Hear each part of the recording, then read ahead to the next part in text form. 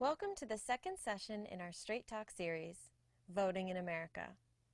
During tonight's program, we invite you to participate by submitting your questions using the Q&A box at the bottom of your screen. Towards the end of the program, Furman students Madison Wyman and Kwamik Bethea will ask our speakers a few of your questions. Also, Furman students who are seeking CLP credit, please be sure to participate in any polls later in the program. Now, please hear these words of welcome from Nancy Kennedy. Good evening, and welcome to the second night of Straight Talk 2020, Voting in America, presented by Furman University's Richard W. Riley Institute and the Osher Lifelong Learning Institute in partnership with South Carolina ETV. I'm Nancy Kennedy, Director of the Osher Lifelong Learning Institute, OLLI, at Furman, and I'm glad so many of you are joining us for this year's Straight Talk series, our 10th annual. Each year, we examine a critical issue and its impact on our community, state, and nation, and this year is no different. In tonight's session, The Dark Arts of Politics, we'll talk about the upcoming election and think about future elections and what is fair in regards to redistricting, making voting accessible, and rooting out election fraud. First, we'll hear from voting rights attorney Allison Riggs and National Public Radio's Don Gonyea. Two South Carolina state elected officials, Representative Gary Clary, a Republican, and Representative Gilda Cobb Hunter, a Democrat, will join them to talk about fair redistricting in South Carolina. Guiding us through this topic is tonight's moderator, Don Gonyea, who is the national political correspondent for NPR. He's been covering politics full-time for NPR since the 2000 presidential campaign and is also a fill-in host for NPR news magazines, including Morning Edition and All Things Considered. But you're most likely to find Don on the road in some battleground state looking for voters to sit with him at a lunch spot, the VFW or Union Hall, at a campaign rally, or at their kitchen tables to tell him what's on their minds. Through countless such conversations over the course of a year, he gets a ground-level view of American elections. Don, thank you for joining us this evening, and I'll hand it over to you. All right, thank you, Nancy, and thank you to all of you who are listening in South Carolina, maybe near campus or wherever your location. Full disclosure, true to form, I happen right now to be in Erie, Pennsylvania, talking to voters. I was at a Union Hall about 3 hours ago, in fact, having some conversations. This is one of those battleground counties in, as you know, Pennsylvania, a battleground state. So stay tuned for what I come up with there. Tonight, we're part of a series that is in many ways one long conversation that the Institute has been hosting. Last week, you heard about the history of the fight for expanding voting rights in America. Today, we're going to turn our attention to the current controversies and battles over some very basic elements of our system and of preserving those voting rights. This session includes, the title includes the phrase, the dark arts of politics. We'll explore why that term fits, and it raises a lot of topics we'll cover. Some sound mundane. They are not, I assure you. I mean, just things like what district any given voter is in, how those district lines are drawn, who that benefits, who that leaves out, who draws those lines. Those are foundational things upon which so much else depends. We're also tonight going to talk about things that move to the forefront, it seems, every campaign season. I'll list just a few to whet your appetite. Election fraud, voter suppression, campaign finance, and the big money that is part of that. And of course, gerrymandering, everybody's favorite term. Then later in the hour, we have two distinguished members of the South Carolina General Assembly who'll join us. But first, I am delighted to be joined here by Allison Riggs. She is the current interim executive director and chief counsel of voting rights at the Southern Coalition for Social Justice. Allison has worked on behalf of communities of color seeking fair representation in government through fair voting laws and fair districts.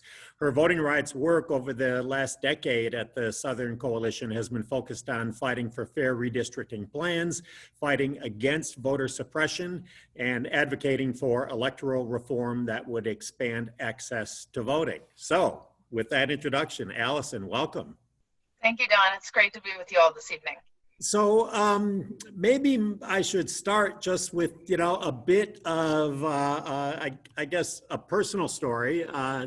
As Nancy mentioned, since 2000, I've been covering elections for NPR full-time. I've been covering American elections, local and presidential, in some way, shape, or form since 1988. And here's what I've noticed, Allison. Since 2000 at least, we spend a lot more time every cycle talking more and more about things that are not actually about what voters think and what the issues are. We still do plenty of that, certainly. But the mechanics of voting and who can vote and who can't and what kind of machines are used and how long the lines are and how late those lines remain long and how district lines are drawn and why. All of that is getting a lot more airtime, and you're nodding, so you're going to tell me that's not just my imagination. So talk about that. I think you're right. I think there's several reasons for that. I think one, politicians have increasingly realized what an effective tool manipulation of voting rules is for rooting out voters that you don't want. It's in some ways, manipulating the voting rules is like gerrymandering. It's trying to predetermine an outcome.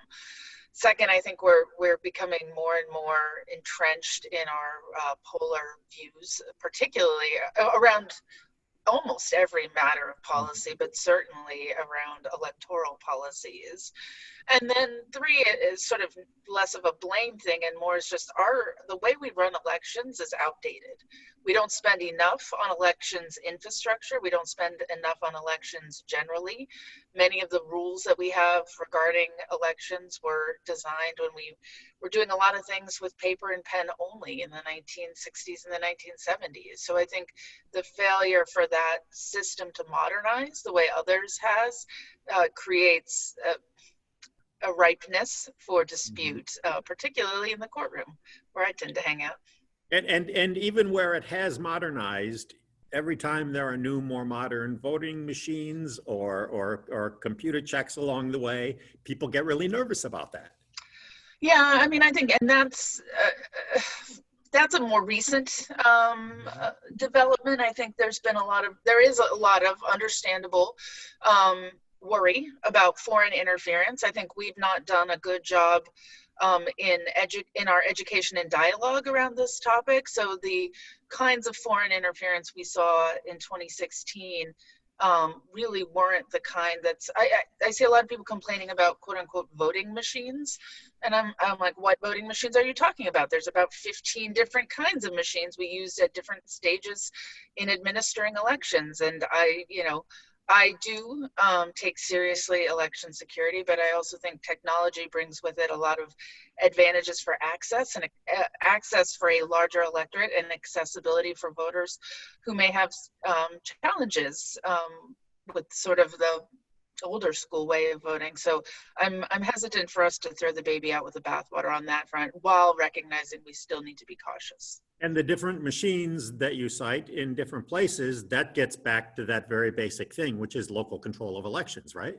Absolutely. I mean, I've seen this huge debate on hand-marked paper ballots, and hand-marked paper ballots get put into an optical scan machine. And I've run election protection efforts in North Carolina for over a decade, and I can't tell you how many times we've had issues with those machines.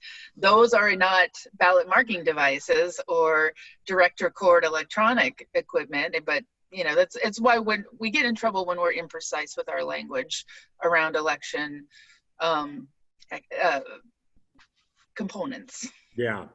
So maybe we should define some of those terms that I mentioned in the introduction.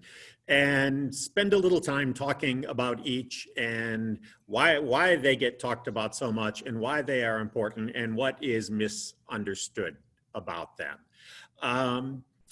We hear a lot about voter fraud and election fraud. And sometimes, maybe lots of times, people just conflate those two things as being either interchangeable or one and the same.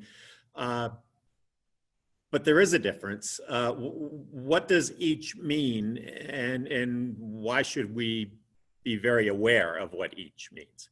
Sure, and I'll even throw a third term in there that I think is a slight variance, which is a vote theft. So voter fraud, as I believe the term should be used, is when a single voter attempts to violate election laws by voting either in a manner that's illegally or when not eligible.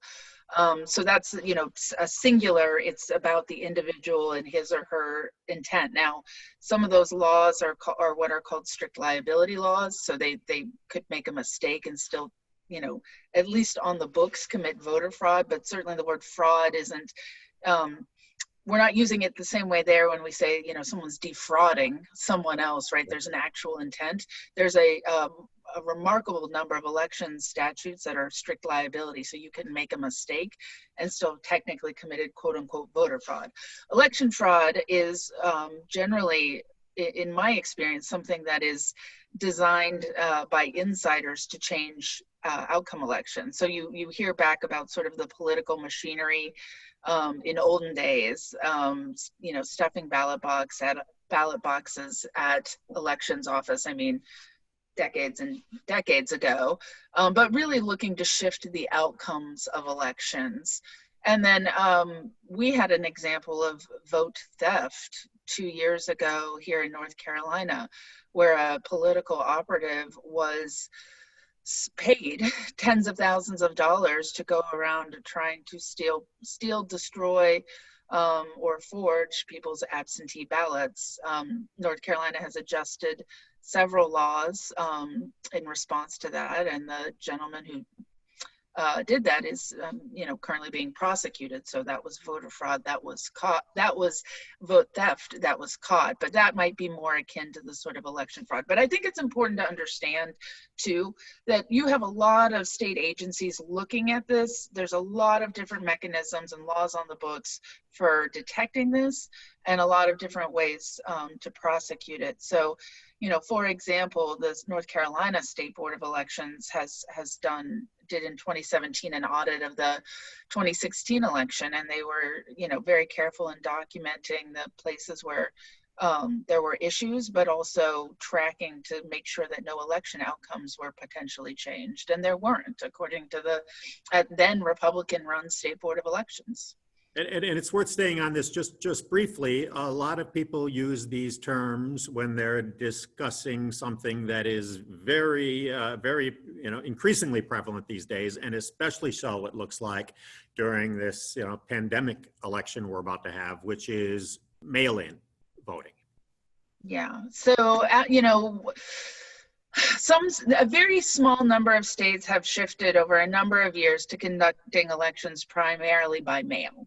And those states had the benefit of years of building up and practice for that. A lot of southern states have had no excuse absentee by mail. That is, if you can't go vote in person early or on election day, you can request an absentee ballot with various restrictions in place. So in North Carolina, we had two witness requirement. Now we just have one. In South Carolina, there was one, and now there isn't for this upcoming election. So the thing that needs to be dispelled is, particularly in the South, no one is mailing absentee ballots out to everyone. Absentee by mail is generally a two-step process where, so this is not the Oregon vote by mail state. These are our friends and neighbors who have not historically, except for Florida, voted heavily by mail. We go and vote in person, and we go and vote on election day. But it's a two-step process. You have to request the absentee ballot, then the absentee ballot is sent to you, and you fill out a bunch of paperwork with the absentee ballot and send it back with your voted ballot. But just it's not prone to fraud. It's not prone to, especially now that there have been changes made in light of lessons learned about making sure that bad actors can't go and prey on older folks for their, try and steal their absentee ballots. All of that's really been secured by tightening of laws. And just the one reminder that I will say is, once you put your ballot in the mail, your absentee ballot in the mail, it is voted. do not vote again. And I did not have to say that, but I am saying that. And if anything, that's an indicator, though, that if you're worried about the burdens on the U.S. Postal Service and your ballot getting transmitted in a timely fashion, please, as soon as you're eligible to request your absentee ballot, do it, and then turn around and cast it as soon as you can to alleviate what we think could be huge burdens on the United States Postal Service and local elections officials. The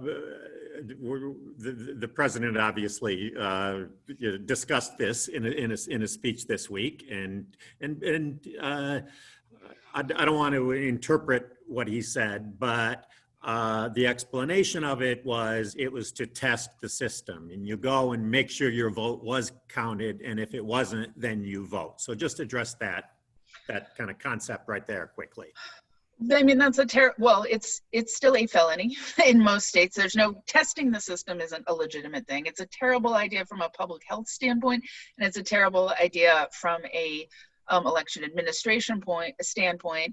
And voters, it is a real shame that voters can't rely on the president for information about elections, because, as I mentioned earlier, some of these statutes that voters are being prosecuted under are strict liability criminal statutes. So you can't say, oh, the United States president told me I could do this. Election staff who are heroes, without a doubt, but wear capes but are still human, they don't need extra folks coming in there potentially creating super spreader events during the pandemic. We need folks to examine their opportunities to vote early, whether it's absentee or early voting. Do it, reduce the burden on election officials. And this is a serious thing. We're not testing the system. We are trying to participate in our democracy and foster confidence in democratic norms, not play cutesy gotcha. There's also lots and lots of states providing opportunities for voters to track their absentee ballots, so you don't need to do that. And just speak to the incidents, how prevalent actual voter fraud is based on the record. Infinitesimally small. There is much more what we term at my organization, the Southern Coalition for Social Justice, administrative disenfranchisement. So voters excluded, not intentionally, but when you create bureaucracies and unnecessarily onerous systems for election administration, you see tens of thousands of votes discounted just because of that. And one of the examples is whether or not voters are offered an opportunity to cure or fix any issues with their absentee ballot, right? They forgot to put the witness's name on it. They forgot to put their address on it. They signed it. They forgot to sign it. That actually happens a lot. Thousands and thousands of ballots get thrown out on those grounds. And the instances of voter fraud, whether it's in person or absentee, are so infinitesimally small compared to the number of ballots cast, and certainly compared to the number of folks that we believe get administratively disenfranchised. And it's why we continue to proactively push for streamlining of elections systems so as to minimize that. Okay, so let's kind of go to the other end of the spectrum. There's concern always about voter suppression. It can take many different forms. Give us the basics on that. Yeah, I mean, it comes in all shapes and forms. Some of it is intentional and nefarious, and some of it comes from a place of inertia or lack of understanding and interest in access and the sort of machinery of election administration.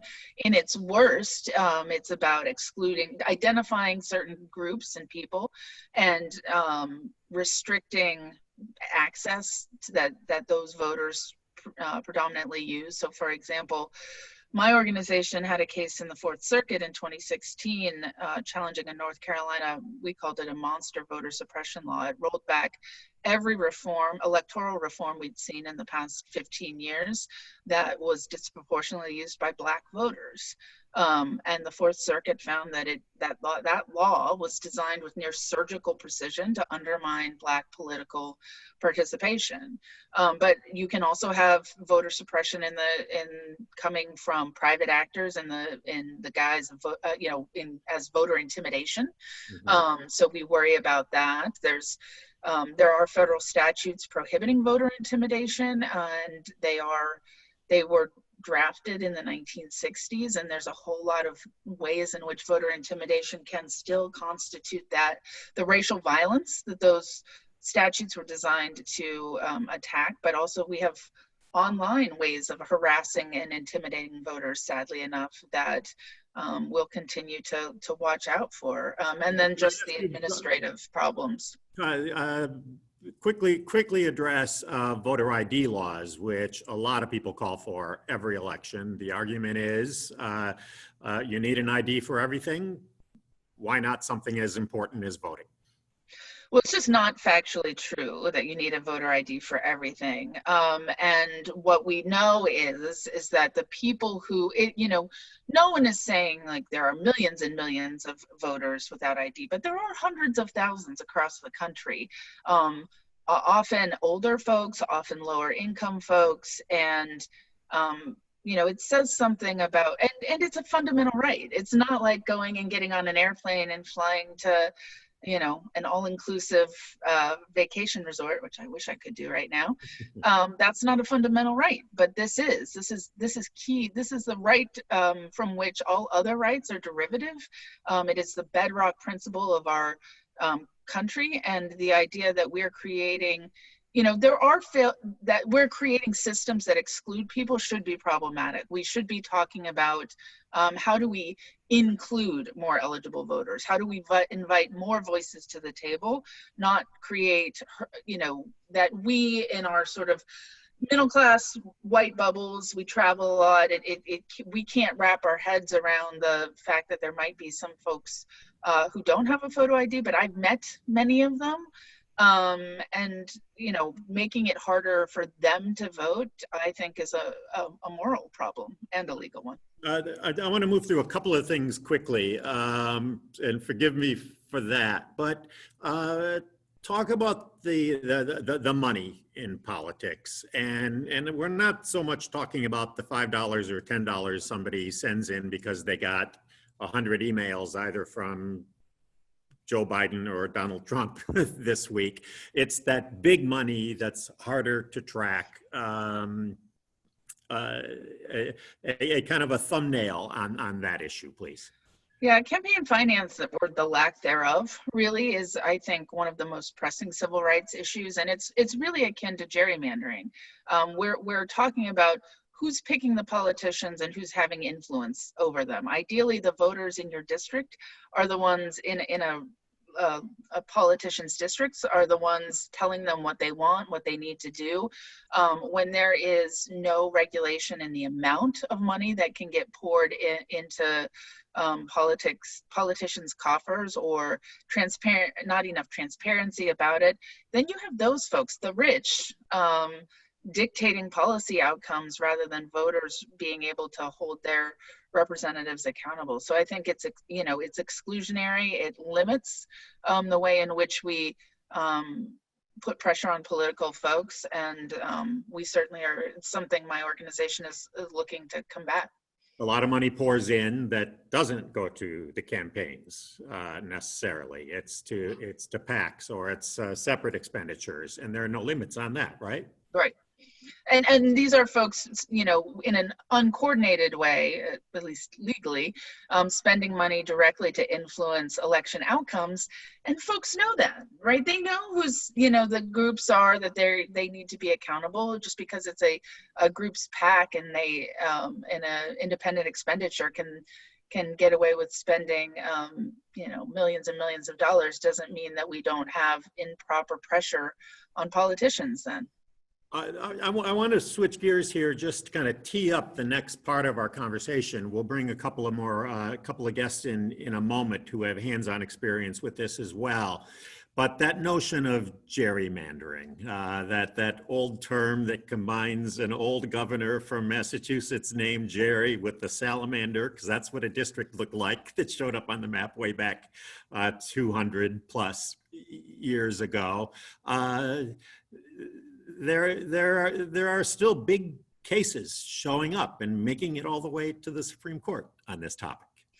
Yes, I've been in the courtroom for two of them in the last 2 years. So, you know, gerrymandering, in its most simple definition, is the manipulation of district lines, electoral district lines, to produce some sort of preordained outcome, whether it's political, racial, or whatnot. But it's fundamentally problematic because it distorts the way our democracy works. It distorts how we elect folks. And whose vote counts more or less, and then it really impedes our ability to hold folks accountable. But I'm, notwithstanding some of the legal challenges that I've faced, and you know, I've argued 2 Supreme Court cases in the last 2 years, both of which were decided on 5-4 lines, which is, you know, problematic to me personally. But transparency and public engagement really do provide a beacon of hope in these times. The technology is changing and democratizing. The public's ability to access and monitor these processes are changing. And so I have some hope moving forward that we'll be able to, what we haven't been able to secure in the courtrooms, we'll be able to secure in the hallways of the legislature, town councils, county commissions, just by the sheer presence and monitoring of citizen activists. It's still a state-by-state thing. Some have the legislature doing it, and the legislature controlled by one party or the other, with a governor of one party or another signing off. Some have independent commissions, some have citizen commissions. It's all over the map, right?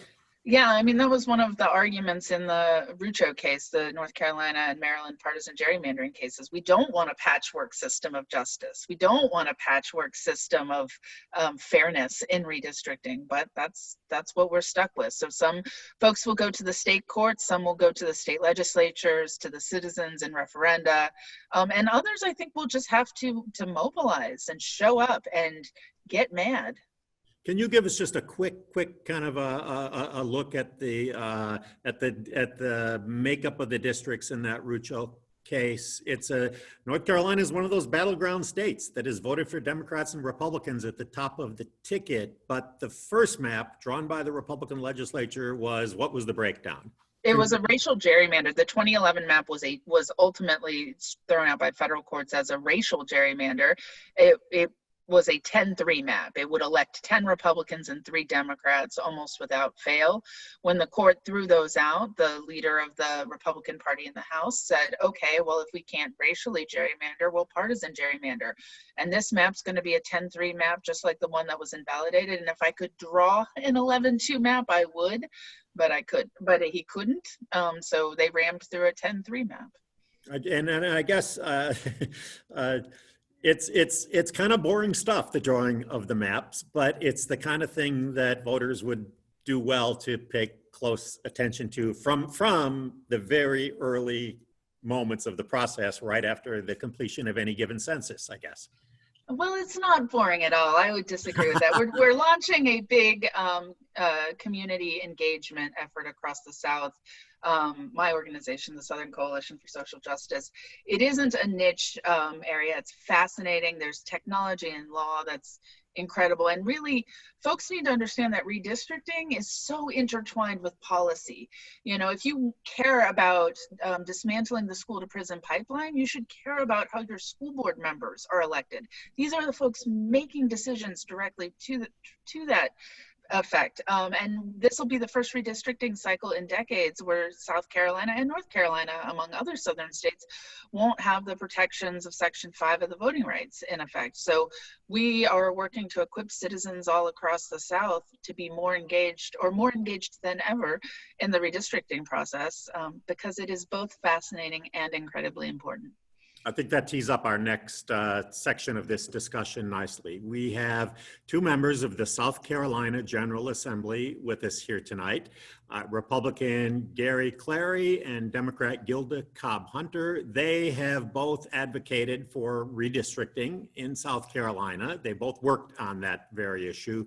But before they join us, let's just take a look at where the current district lines are drawn for the South Carolina House of Representatives. So you can see the slide there. Here's the key thing to notice in this map that's up there. It's not all of those little lines, though, as Allison assures us, that is not boring once you get into those little lines. Everyone has a story to tell. But look at all of the red. The red, those are safe Republican districts. Then look at all of the blue. Those are safe Democratic districts. And the yellow are the districts that are considered competitive, or I don't know if toss-up is the best word to use here. So that's the current South Carolina map. So you can pretty much tell, you know, what the final November election day result is going to be in the vast majority of the state. The other thing we've done, we've just popped up on the screen a poll that we would like you to weigh in on if you're watching this somewhere. 2 questions, and you can under each one just click which answer best suits your opinions. The first one is, do you believe the current district lines for the South Carolina House are fairly drawn? You either click, one of those 3 there, one of the 3 options. Then question number 2, who do you think should determine the drawing of legislative district lines in South Carolina? Allison, while they're doing that briefly, who currently draws the lines in South Carolina? Legislators do. And there are various reform efforts underway in South Carolina and across the country, and different ways in which we can approach the problem. I don't believe personally that there's a one-size-fits-all reform for redistricting. I think that different states are going to have different things that work for them. I'm in fact not opposed to our elected officials drawing maps, but I want to make sure that they're doing it in a transparent and accountable way. And so establishing criteria is great. I'm also not opposed to commissions, but I like to see citizens involved with them. I think I've seen some commissions in some states that just remove political accountability. That is, their political appointees one step further away from the voters. So there's lots of options when it comes to redistricting reform. And don't throw out the baby with the bathwater if you don't like the one proposed. We just had the results up there briefly, if people had a chance to look at them. Under the first question, overwhelmingly, more than 60%, the respondents said they do not think the lines are fairly drawn. I confess the slide went away before I got down to the one of them was an overwhelming choice. Here it is. An independent bipartisan Citizens Redistricting Commission that would include no elected officials. 57% said that's how the lines should be drawn. Okay, so let's now bring our next 2 guests in. Representative Gilda Cobb-Hunter, a Democrat. Representative Gary Clary, a Republican. Gilda, let's start with you. Just I have a hunch you're not surprised by what you saw in that poll right there. I'm not surprised at all. And quite frankly, I have been working for a number of years with a group called the South Carolina Progressive Network on this issue of redistricting. We commissioned a poll back in 2016 that found that roughly about 65% of South Carolinians thought somebody else should draw district lines other than legislators. So the poll results were not surprising, just reaffirmed what I already had known. So, Gary, both you and Representative Cobb Hunter have worked on this issue. Can you talk about what the biggest challenge is as you approach the task of redrawing these lines? Well, in order for us to do that, Don, it's going to take action by the General Assembly. And, you know, the group that draws the lines, they really have very little interest in changing the way that we do our redistricting now. But, you know, I come from a background, I haven't been in politics all of my life. I've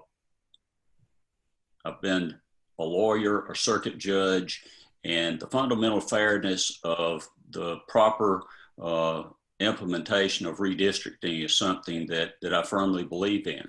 You know, there's such a built-in advantage to incumbency to begin with. Folks who have been elected, and you look at the map that was up there, sure, the redistricting established those districts, but there's a very high percentage of individuals that hold those seats that are unopposed in every election, whether it be Democrats or Republicans. And I firmly believe that if I am standing for an election, that my incumbency is a huge benefit. And the fact that I would also have the ability to draw the lines of all the districts, including my own, is just something that goes against the grain of everything that I believe in. And I believe in independent redistricting. Gilda and I both advocate for that. She has a different approach to it than I do. Let's start with your approach, Gilda. Go ahead. I have two bills that I filed. One is a constitutional amendment, which will create a citizens redistricting commission, and the other is an independent citizens redistricting commission whose sole responsibility would be to look at the data and draw maps.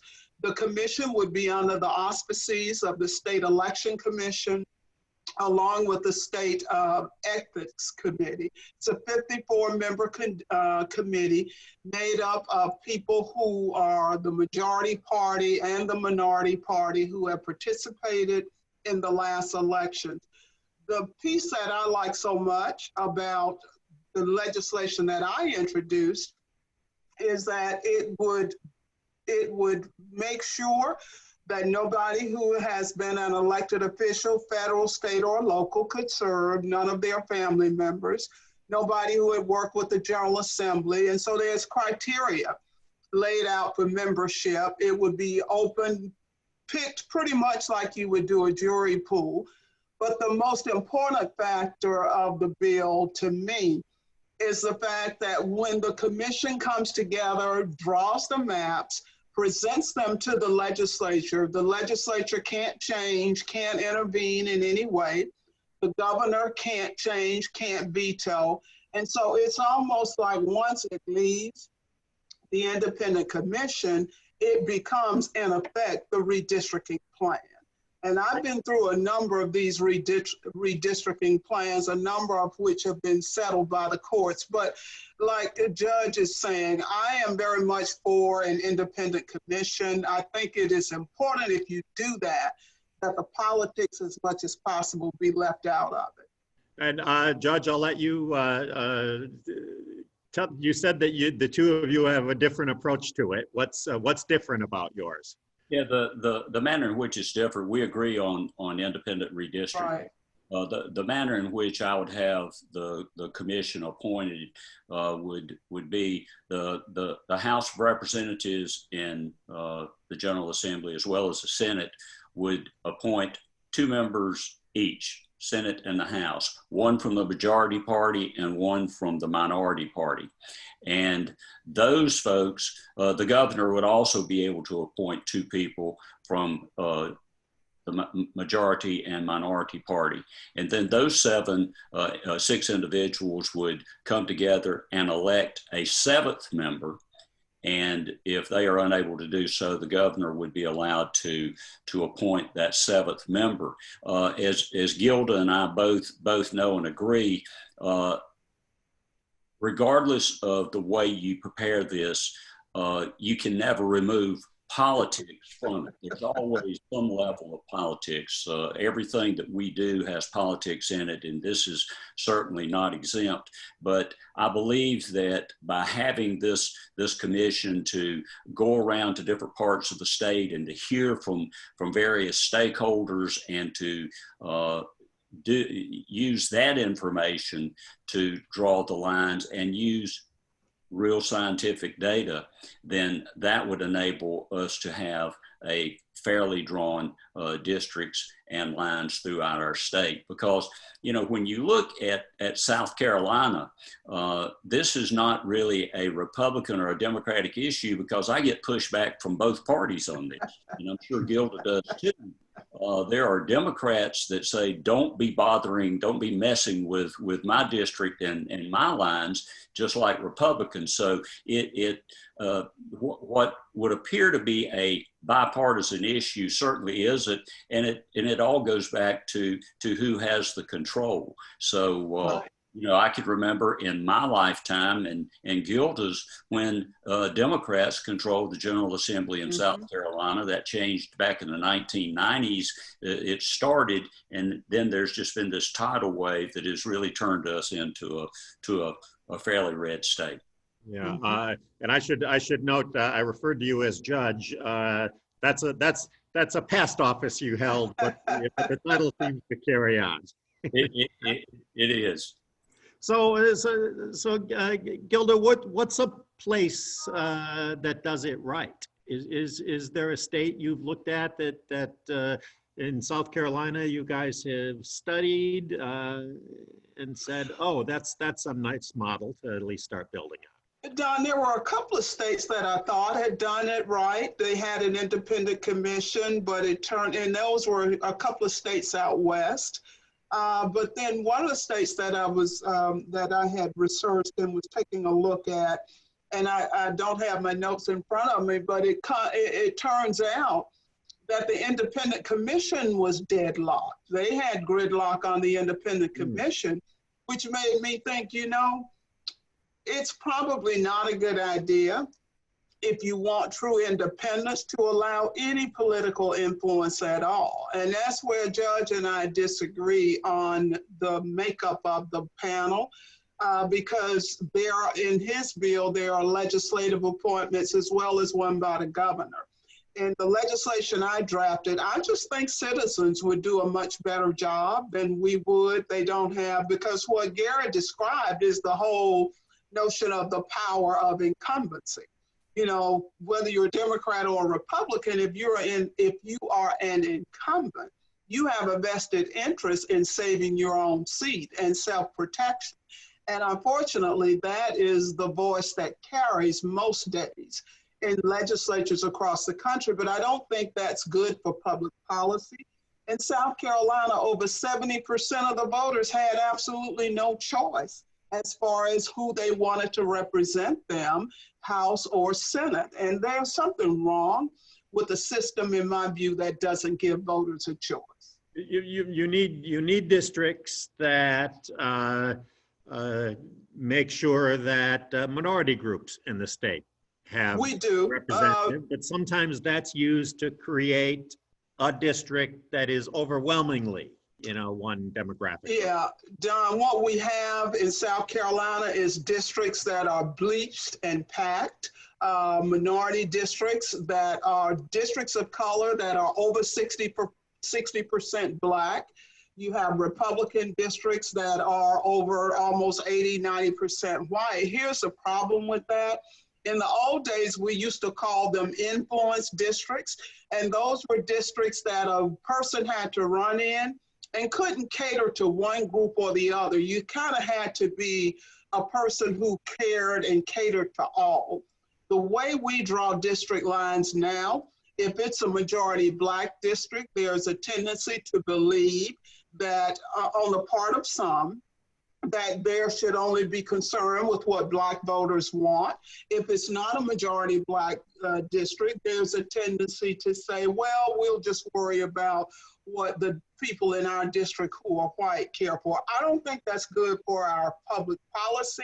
I don't think it's good for our system. And I think a lot of the problems that we see at both the state and federal level are because of redistricting and gerrymandered districts, both at the state and federal level. Gary, one aspect of it I'd like you to talk about is it puts all the action in the primaries in those deep red or deep blue districts. So you have a smaller group of voters basically determining the final outcome in the district, but it also affects the kind of candidate that runs too, doesn't it? Oh, there's no question about that. You know, in South Carolina, the number of competitive races between the Republicans and Democrats this fall, while it's probably more than I have seen in a number of years, primary election is tantamount to victory.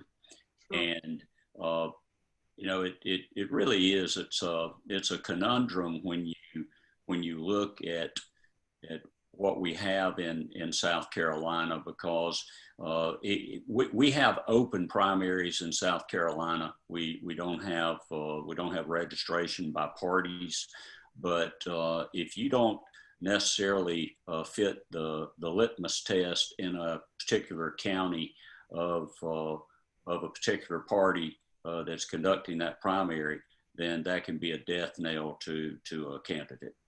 Allison, let's bring you back in. What's the best approach from your point of view as one who's been in the courtroom arguing mostly against district lines as they've been drawn? I mean, I'm a big fan of citizen redistricting commissions, and I'm a big fan of some criteria to constrain actors. I'm a couple of things I'm not always crazy about is this idea of keeping political data out of redistricting. One, as Representative Gary mentioned, you know, there is politics baked in this. So you can pretend to be blind to political data, but folks like the representatives here know how the precincts vote in their district. Like they know how this works. So all you're doing is providing less data for public transparency. Plus we need some of that data for racially polarized voting analyses. So, you know, I think it's a trick question on some of these criteria that try and exclude political data. But I will say, I think, you know, this is the intersection of money and politics and gerrymandering too. I mean, it has become so expensive to run for office that what is considered competitive is changing as well. And I will be in many courtrooms this next cycle, again, challenging redistricting plans. And we still have, you know, we need to put forward, we as citizens, I'm not using we in any political sense, we as citizens need to find and recruit candidates to challenge everyone. I mean, it doesn't, that dialogue and accountability is so critical to how our democracy functions and our ability to build cross-racial coalitions and middle road sort of spaces for civil dialogue. I mean, that's all important, and I don't think that absent some campaign finance reform, that even redistricting reform is going to solve all of those problems. But earlier when we were talking and we just kind of started on this topic, you did seem to be somewhat optimistic that things are getting better. So what is the bright spot that you see? I think our ability to communicate around redistricting issues gives me personally room for hope. I mean, when we had redistricting, court-ordered redistricting last December here in North Carolina, I wasn't thrilled with a lot of the process, but we were all in the room and folks were tweeting pictures, and there was a level of awareness and accountability that I think has grown over time. Now, obviously, social media provides platforms for less than civil dialogue as well, but I think the benefits outweigh the cons, and so we can have transparent processes. I also think the citizenry is learning more and having a deeper understanding of, what it means to participate in the redistricting process, not just call for fair redistricting, but say, these districts you've drawn are bad for this low income area, or they're bad for Latinx voters, or the districts are, disrupt these communities of interest, and can describe the community of interest by streets and landmarks. That's based on free software that's now available on the internet. You can go on Dave's redistricting app. We do a lot of training with Dave's redistricting app. Communities can draw their own maps in ways that for several decades there, it just really wasn't possible. Okay, so at this point in each of the programs in this series, we go to what is an important piece of it, some questions from students. So we are going to see popping up on our screens. We have, I lost my spot in my notes, I apologize. We have Furman students, we have Kwamik, and we have Madison. They have some questions that you've fielded from students. Kwamik, let's start with you. What do you got? Yes, sir. This question is for Mrs. Briggs from Daniel Chandler. You noted a number of barriers to voting. How do these barriers affect college students in particular? Yeah, so college students are frequently in a tough spot trying to figure out where they're quote unquote supposed to vote, at home or at college. College students are entitled to vote in there are different sort of statewide glosses on this, but college students are entitled per the United States Supreme Court to register and to vote where they go to school. Now there's different rules for establishing residency, but that's one thing you should know. So it's, that's a choice that you have. Now it may be one you want to talk about with your family and think about where your roots are and where you want to go. And then the other thing is, a lot of times college students lack transportation. And so, where polling places are can affect administrative access for young folks. And it's just, we don't necessarily create a space in a lot of the states that I work in to engage youth on the importance of the political process, right? I mean, particularly very young folks, I think, have become disillusioned with the American political system.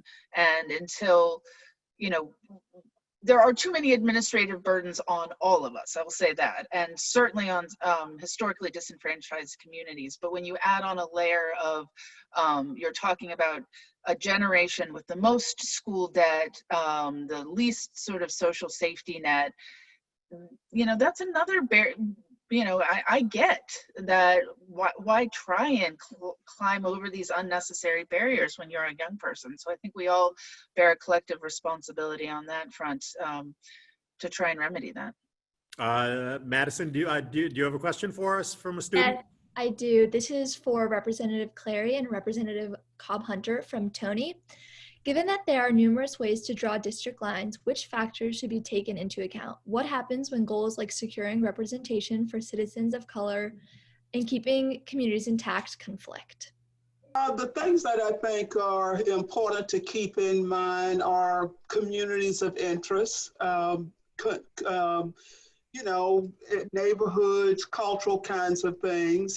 There used to be, in drawing of these lines, this notion of contiguity. They had to be adjoining or touching, and in some cases we've seen some real interesting districts as a result of that. But I think that the main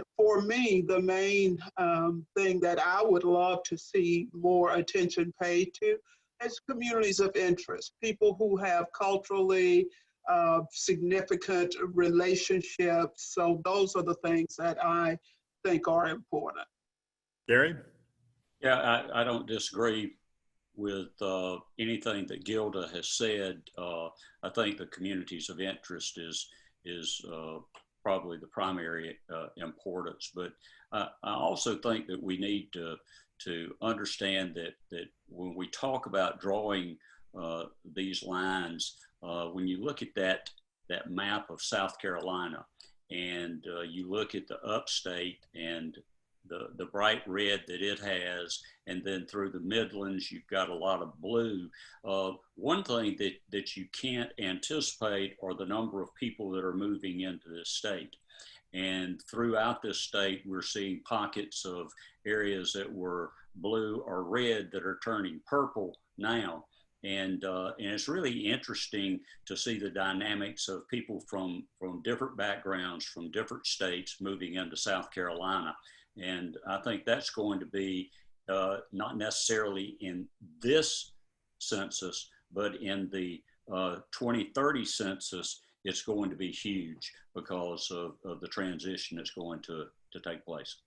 Talking to voters in North Carolina, there's an area outside the Research Triangle called Cary, C-A-R-Y, and the locals call it a containment area for relocated Yankees.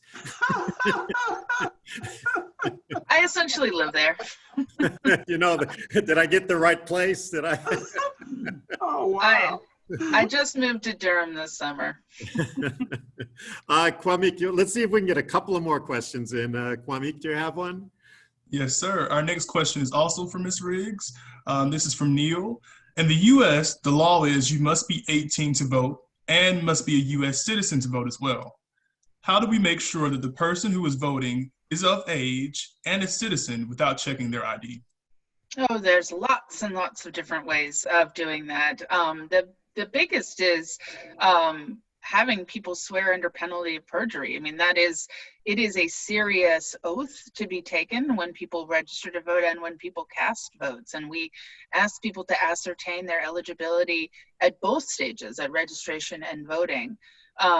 You know, the ways in which, you know, there are links between DMV databases and election databases that can address some of that. I will flag for you that these sort of automatic matches are deeply problematic. You would not believe probably how many Gary Clarys there are in South Carolina. There are a bunch of Allison Riggses in North Carolina. So our names are not as uncommon as we think. I actually worked for a long time with a man named Bob Hall, who's that's an even more common name, but so many that shared his birthday. And so I worry, just like I don't want computers drawing redistricting maps, I get a little bit nervous about the protocols in which we use to cross-match databases. So what I say on that front is, until we have a documented problem, let's not create more barriers and more opportunities to accidentally remove eligible voters from the rolls. And that's what we've seen in states that have engaged in those kinds of efforts. So until we know there's a problem or see there's a problem, let's not overreact. Okay, we're getting near the end of our time, so let's have a one question lightning round here. Madison, do you have one more for us? Yes, I do. This is for all the panelists from Michelle, and it states, how can voters advocate rapidly and effectively for equitable changes to voting laws? All right, Gary, let's start with you, and we'll go around the horn. Best way to do it is to contact your local representative. Mm-hmm. Advocacy is really the missing link that I have seen. We have so many people that are one issue voters, one issue advocates, and but the way to properly advocate is the key, and that is through the General Assembly. Gilda? I would add to that, you should also reach out to your local county council and city council members, because they draw lines as well, which are just as gerrymandered as those at the state legislative level. So the old adage, the squeaky wheel gets the grease, works very well in politics. Squeak and you'll get some. And that city council and county council, make sure you know who they are, because they represent you too, right? That's exactly right. And make a lot of policy, but also when laws are rapidly changing, make a plan to vote and figure out the rules for how you're going to vote, and do it now. Don't wait. folks who wait till November 3rd are going to drive me up the wall. Figure out if you're going to absentee by mail. Figure out if you're going to go early vote. Figure out where you're going to vote. If you're going to wait till election day, wait. Figure out where you're going to go, what time you're going to go. You can call local election officials, and they can generally give you an idea of when there'll be high or low volumes. Make your plan now. Tell people about it to help you stay accountable and vote, be heard. And do not assume it's all the same as it was last time. Amen. We will let amen be our last word. So thank you to all of you. Allison, Representatives Clary and Cobb Hunter. Thank you to Madison and Kwame for guiding us through the questions there at the end. And thank you, of course, to the Riley Institute, the Osher Lifelong Learning Center, and South Carolina ETV for their work putting this event together.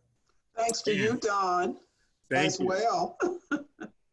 Thank you. This was an adventure. This is a new format for our radio, guys. So it's it's an honor to join all of you in this discussion.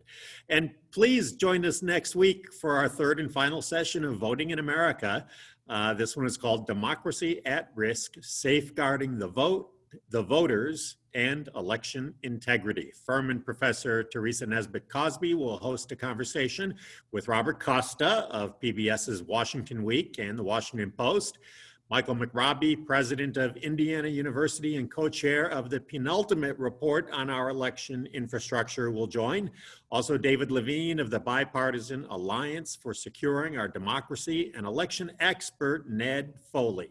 These experts and practitioners will explore our election infrastructure and vulnerabilities, the challenges, and surprising, there are controversies they'll talk about. Controversies like voting by mail, the influence of disinformation campaigns by foreign actors, and all of the what ifs in terms of a delayed or close outcome that everybody is talking about as possible in November of this year. So you won't want to miss that discussion. Thank you so much for joining us today, and have a great week.